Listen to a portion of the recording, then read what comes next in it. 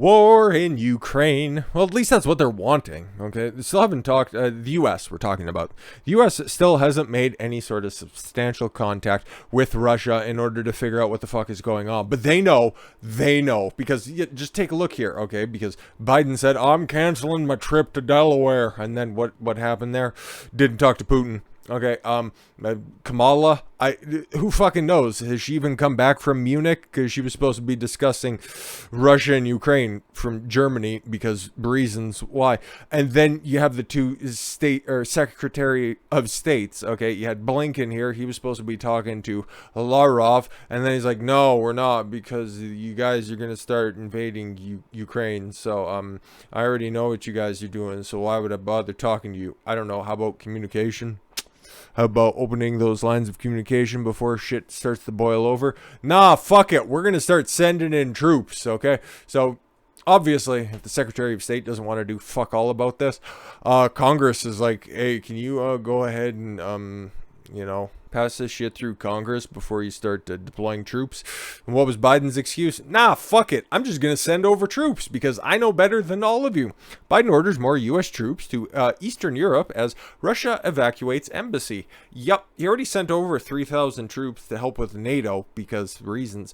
And now he's going to start sending more troops over? Sounds about right. The Biden administration on Tuesday ordered more troops into Eastern Europe amid fears Russia will invade Ukraine. Where's your basis on this? Again, you guys are the ones fanning the flames on this. In a speech, President Biden muttered and stuttered and stammered through something. Vladimir Putin, here's wax fantastic about it's a fucking disaster, the old prick.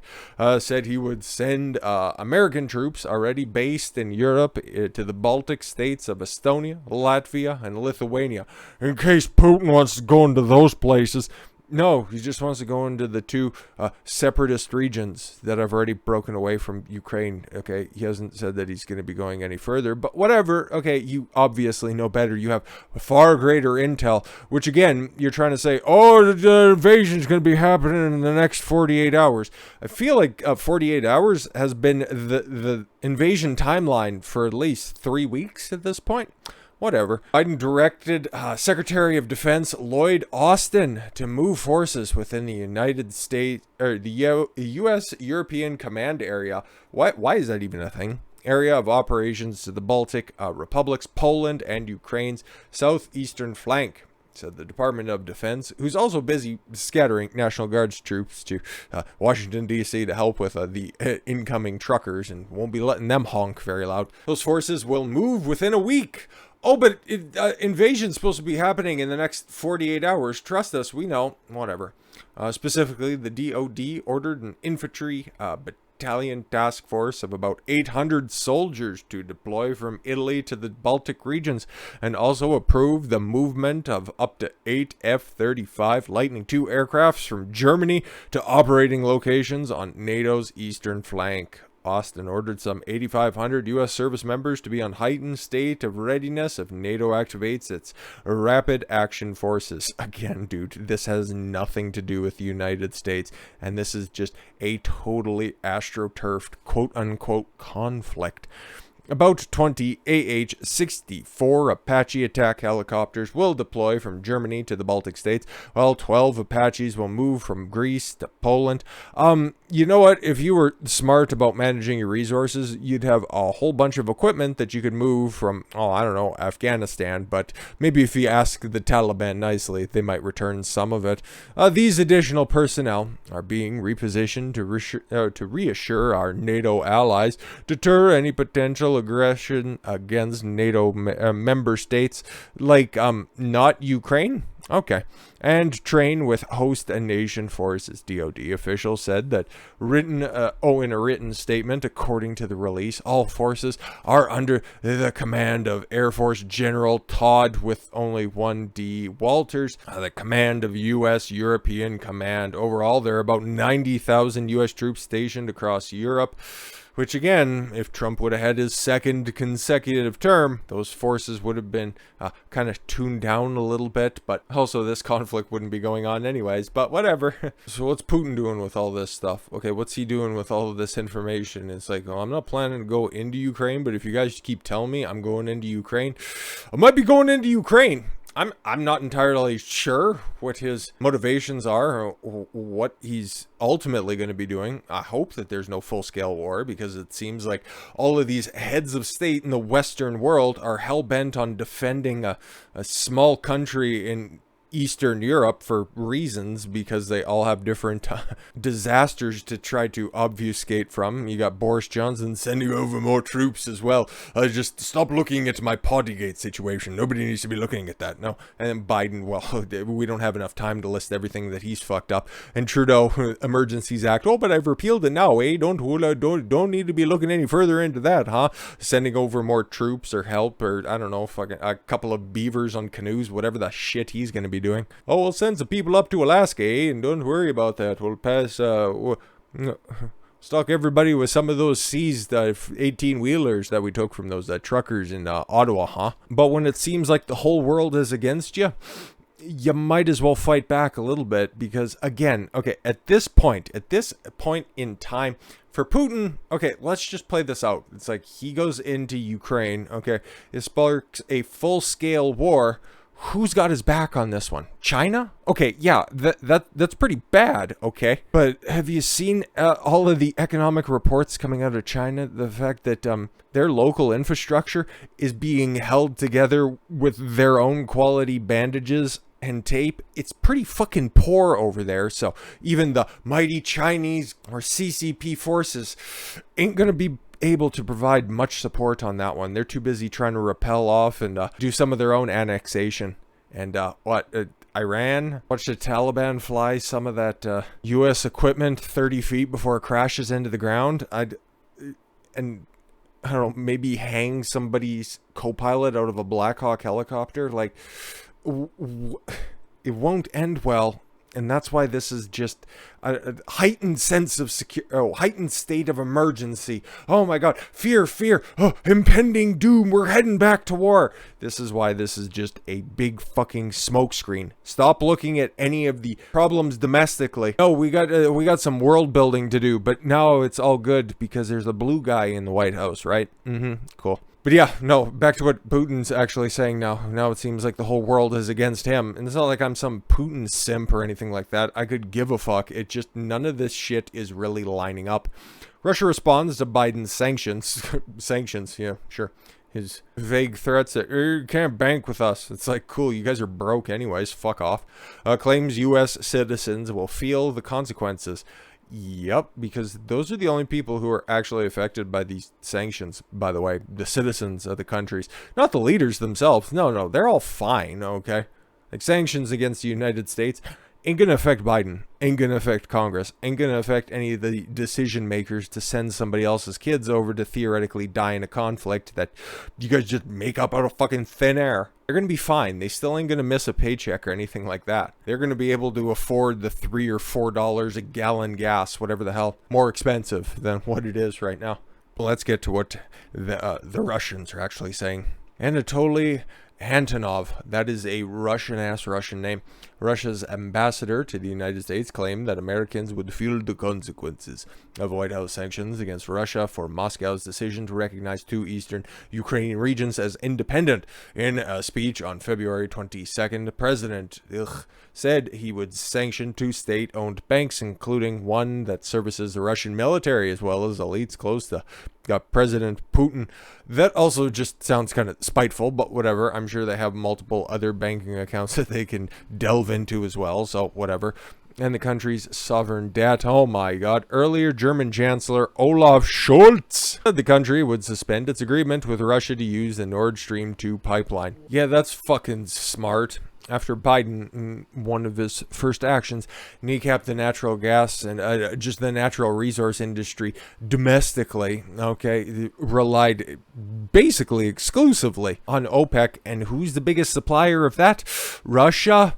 Russia and the Middle East and Nord Stream 2, it was very reliant on getting those natural resources across between Russia and Germany. So again, a little conflicts is just arising. Oh yeah, and what's Germany's gimmick? Well, the EU is floundering at a preposterous rate, so they're just looking to just kind of, I don't know, hand wave away anything that's going on there.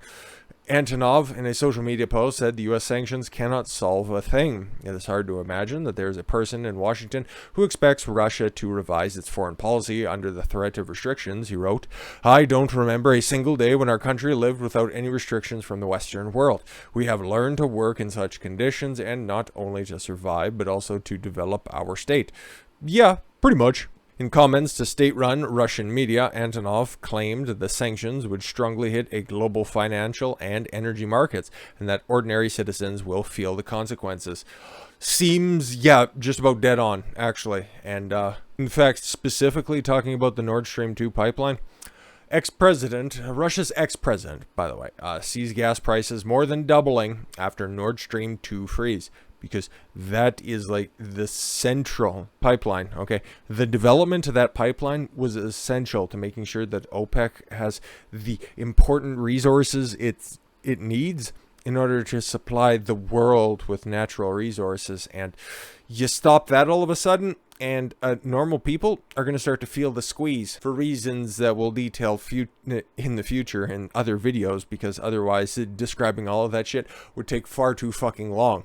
But just know, if you wanted to take a more conspiratorial approach to this, they're just trying to price normal people out of having access to their own individual automobiles and just force everybody closer to government dependence. But whatever. Former Russian President Dmitry Medvedev, sorry, pronounce that correctly, said Tuesday that he expects Europeans will soon face a mammoth rise in natural gas prices after Germany announced a freeze in the Nord Stream 2 pipeline over Moscow's provocative moves in eastern Ukraine. Medvedev, who served a term as Russia's president and is now the deputy chairman of the Security Council, penned what could be seen as a semi-sarcastic post on Twitter after German Chancellor Olaf Scholz ordered a halt to the certification of the Nord Stream 2 gas pipeline. Welcome to the brave new world, where Europeans will are very soon going to pay 2,000 euros per 1,000 cubic meters of natural gas. Spot natural gas prices listed on the Dutch TTF index were trading at 83.6 euros per megawatt hour on February 23rd, which will work out to around 878 euros, just about $1,000 per cubic meter. 1,000 cubic meters, sorry, just numbers hard sometimes. They'd have to more than double to around 190 euros per megawatt hour to hit Medvedev's stark prediction. Given enough time, and as you see with other numbers being inflated on an expedited timeline, does that really seem like it's too much out of the realm of possibility? I don't think so. European natural gas prices hit a record high of 80.7 euros per megawatt hour on December 21st, around 1,893 euros per 1,000 cubic meters, suggesting Medvedev's target may not be mere hyperbole. No shit. By contrast, the European Commission Vice President Margaret Vestager,